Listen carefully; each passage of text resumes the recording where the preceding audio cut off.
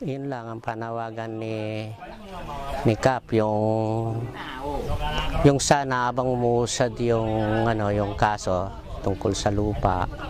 Yun lang sana payagan muna yung tao makapasok sa mga kanilang sakaan.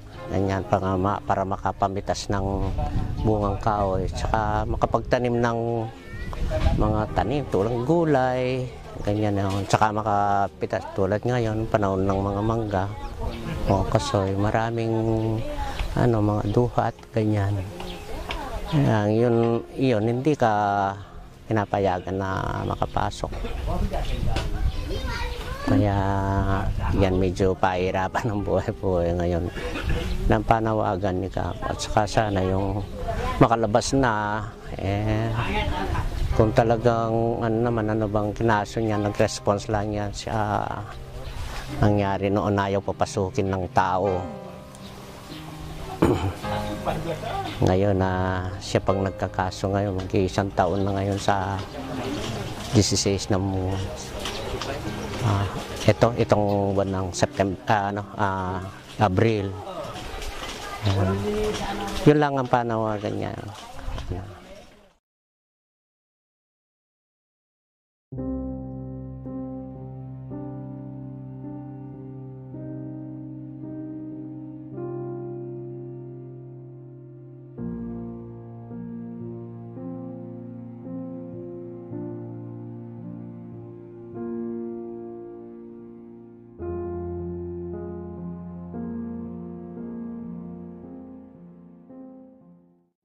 Napayak nga ako nung nabalitaan ko kasi nasa bukid ako nung nangyari sa kanya gabi. Tinawagan din nila ako. Umuwi din ako kahit gabi. Kasi matagal kong magkasama si Cameron. Kaming unang lumalakad, kaming tatlo nila Kap. Lagi sa Manila nakikipag-dialogue. Kung wala si Kap, ako yung nilalagay ni Kadani na makipag-dialogue sa DAR. Kahit hindi ko pa kaya talaga na sabihin yung usapan doon. Simula nung ni Cameron, ma'am, yung bago nangyari sa kanya, yung may usap-usapan silang meeting sana sa Boracay. Tapos kasama si Kagawad Corny. Pag-uwi nila, yung nagkakaiwalay na sila, pumunta si Cameron sa misis niya sa Caltex, sa trabaho niya, sinundo niya. Pag-uwi, dito sa Manibawog, tinarangan na sila, pinagbabaril na lang bigla. Ngayon, kinukuha nila yung dokumento sa bag ng pamangkin niya. Nakipag-agawan yung pamangkin niya sa bag. Hanggang hindi nila nakuha. Pero si Cameron, nabaril na.